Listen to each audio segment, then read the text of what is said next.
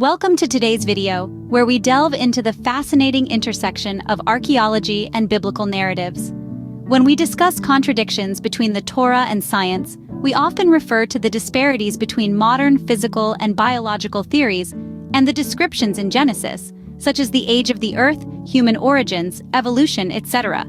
However, there's another area where Torah, or the Bible, and science seem to clash: archaeological research. In the context of the kingdoms of Judah and Israel, from the times of David and Solomon onwards, there aren't particularly significant challenges. Some archaeological schools, like that of Tel Aviv University, argue that findings don't match the biblical narrative. Yet, equally prominent researchers claim a precise match, supported by recent discoveries. The more significant challenge lies with central and important events described in the Torah: the enslavement of the Israelites in Egypt, the Exodus, and the conquest of the land. Even researchers who support the biblical narrative admit the difficulty in reconciling the described events with the lack of archaeological evidence. No external evidence to the Bible has been found that documents the Israelites' enslavement or presence in Egypt, the 10 plagues, the Exodus, the prolonged journey in the desert, or the stormy conquest of the land during Joshua's time. How could such central events occur without being documented by the Egyptians, known for their meticulous record-keeping? This poses a serious challenge for believers in the biblical tradition. Archaeology, unlike physics, is far from an exact science. It's primarily based on hypotheses and interpretations of findings, not solid facts. Comparing the attempt to recount ancient world history based on scant findings to reconstructing a 1,000-piece puzzle with just a few pieces is apartment archaeological theories' rise and fall with new discoveries. Some believers may easily dismiss archaeologists' interpretations and stick to the living tradition over the researchers' hypotheses. Others, taking archaeology more seriously, might feel their faith threatened. Let's ponder the implications. Suppose archaeology unequivocally contradicts the Torah, meaning only one can be true. If archaeology is proven correct, it implies the Torah is wrong. Conversely, if the Torah is proven correct, it invalidates archaeology. Hypothetically, if evidence suddenly surfaced validating the Torah's account, like documents from Egyptian excavations detailing the enslavement and plagues, what would archaeologists do? If the contradiction is as clear-cut as some suggest, one might expect a knockout blow to archaeology, discarding all related literature and theories.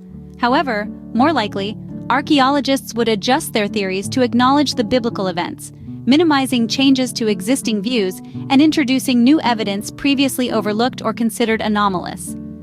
Researchers like Emanuel Velikovsky, Joshua Etzion, and others have already proposed alternative dating systems. Suggesting a slight shift of a few hundred years aligns archaeological findings with the biblical narrative. Existing contradictions mainly stem from the accepted chronology. Challenging and presenting evidence for an alternative timeline suddenly resolves many discrepancies. If archaeologists had to align their theories with the Torah, they wouldn't need to exert much effort, as this groundwork has been laid. These theories, currently on the fringes of academic archaeology, might gain mainstream acceptance if forced to reconcile with the Torah, preserving most archaeological material while aligning with the biblical narrative. If archaeology were threatened by the Torah, it's likely that the perceived contradictions wouldn't seem so insurmountable, and a harmonious reconciliation might be sought. So, why is this hypothetical scenario relevant? Because we already have such evidence in the Bible itself. The current contradictions aren't due to definitive archaeological evidence against the Bible. With some goodwill, reconciliation is possible. The reluctance stems from scholars not considering the Bible a serious enough source, preferring external documentation over the biblical narrative. Yet, there's no reason not to take the Bible seriously as a historical source. Regardless of its authorship or the timing of its composition, the tradition of the Exodus was deeply ingrained in ancient Israel. Scholars like James K. Hoffmeyer have shown that the names, places, and descriptions in Exodus align closely with the realities of Egypt and Sinai at that time. Those who claim the Exodus tradition lacks factual basis must seriously address questions like, who invented such an unflattering tradition, claiming Israel's origins were as a disgruntled, ungrateful slave tribe? What was their motive? How did they convince an entire nation to adopt this tradition? And why have Jews, not known for foolishness, maintained a complex system of commandments and rituals commemorating the Exodus for thousands of years? Inventing hypotheses to explain the tradition's existence lacks any evidence. archaeological or otherwise.